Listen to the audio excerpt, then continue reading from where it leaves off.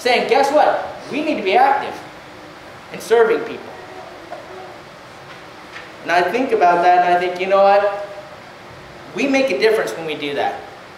I don't know if you guys read the mission reports that Jim Corner sends when he says, look at what we're doing in Cameroon. We're training up preachers. We're helping them with farming.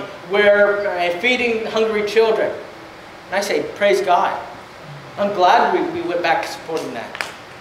When Joplin, Missouri had that tornado and it destroyed their church building, and a lot of our church members were homeless because of that tornado, even though we're a small, poor congregation, you guys stood up and said, we're going to do something about it. And we gave $500 to them, and they sent us a letter saying, thank you.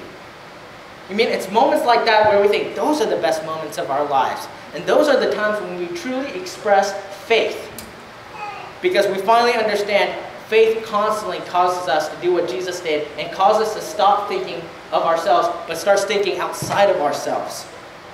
But when we think about this, who should we tend to focus on helping? For me, I want to help people who are less fortunate than me. But you know what? I'm blessed. You know, anyone who doesn't think that they're blessed, especially in this country, is deceiving themselves. But you know what? The more and more I look at myself, I think about that quote that William Wilberforce said, how can I live in a house like this while other people are living in boxes? And you know what? Those people who are living in boxes, a lot of them have better attitudes than I do. That's an indictment on me. And I think, do I care about them? One of the things that we see in the Old Testament and the New Testament, and it's something that God indicted of both His people and those who were outside of His covenant, was the poor. And one of the things that we learn about the Old Testament is God commanded the Jews of the Old Testament under their covenant to help the poor. And He has a heart for them. He's the defender of them. He's the one who provides for them. But also, providing for the poor is an expression of your faith. But in doing so also, it is actually a reflection of your heart and actually reflects on how God will view you. If we read the book of Proverbs, we call that the book of wisdom, right? Well, the book of wisdom says, help the poor. I look at those people in Cameroon and I think, you know, I need to be helping them. I look at the single mothers who are struggling because their fathers aren't doing anything and they have no families. What are we doing about them? I think about all these different things that people are coming about. And I think of these passages. In Deuteronomy 15:11, look at how God told the people of Israel. It says, there will always be poor people in the land. Always, we know that even today. Therefore, I command you to be open-handed toward your brothers and toward the poor and needy in your land. And then look at some of the Proverbs. Proverbs 14:31. He who oppresses the poor shows contempt for their maker, but whoever is kind to the needy honors God. Proverbs 19:17. He who is kind to the poor lends to the Lord, and He will reward him for what he has done. Proverbs 21:13. If a man shuts his ears to the cry of the poor, he too will cry out and not be answered. Proverbs 22:9. A generous man will himself be blessed, for he shares his food with the poor. Proverbs 28:23. He who gives to the poor will lack nothing, but he who closes his eyes to them receives many curses. Do you see how that's a reflection saying, if I truly value God, understand God, realize their value, I would actually help them. What's important is not that I have a new iPad. What's important is that I help people. What doesn't matter is if I have a nicer car. What matters is, does that person have something to eat? Is that mother getting help? I mean, those are the things that are important. And you know what? God actually has this idea of helping the poor to all people, not just the Jews. I mean, He even had this idea of, guess what? If you don't help the poor, you're sinning. And He makes this known even to a people who are not of His covenant people. And this is the one that I've read this millions of times to you guys, but it's the one that really convicts my heart.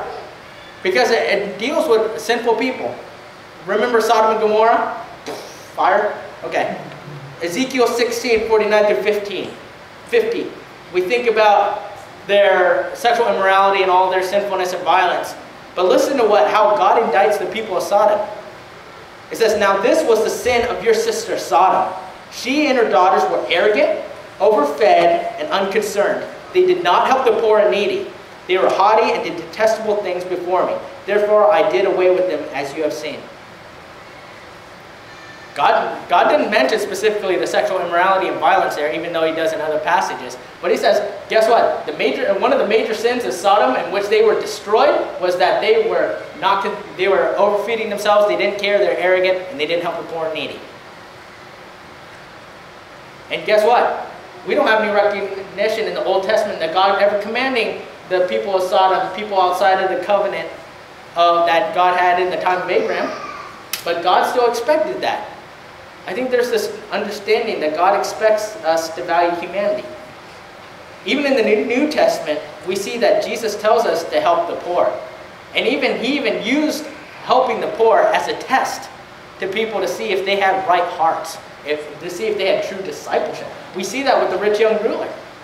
But look at one of the passages that we see, and that Jesus actually says in Luke chapter 12, verse 33. He actually was telling the masses this statement. He says, sell your possessions and give to the poor. Provide purses for yourselves that will not wear out, a treasure in heaven that will not be exhausted, where no thief comes near and no moth destroys. I think about that passage and think, you know what? I've read this passage, I've seen people read this, and you'd be amazed at how many Christians have said, you know what, that passage doesn't apply to me. Why not? It's in the New Testament. I'm not saying you necessarily have to sell every literal thing, but do we care enough for the poor that we would be willing to sell things? And do we actually care about the poor when we are selling some things? And do we show discipleship? And if Jesus was there and you were the rich young ruler, how would you have responded? Would you have said, oh, I'm going to walk away sad and not give to the poor and follow? You see, one of the things that we understand is Jesus focused on the poor a lot. It's that he even said his ministry was to preach the gospel to the poor. And you know what? The poor people are a lot of times more humbled and more receptive to the gospel. That's just a plain fact. That's a shrewd statement. But I also see beyond that, God really has this heart for the poor throughout the New Testament. We see in Luke chapter 19, verse 8, when Jesus was Zacchaeus, this rich tax collector. Among the tax collectors, he was the rich of the rich tax collectors. And he cheated people, and then when he came in confrontation with Jesus, he showed true discipleship and said, you know, I'm going to pay back everyone I cheated fourfold, and I'm going to give half my possessions to the poor. He showed true discipleship. And Jesus said, you know what? Salvation has come to this house. He understood something. We see that Tabitha, the great godly woman who died in the church, and they sent for Peter, and Peter brings her back to life. In Acts 9:36, it says that she was known for doing good and helping the poor.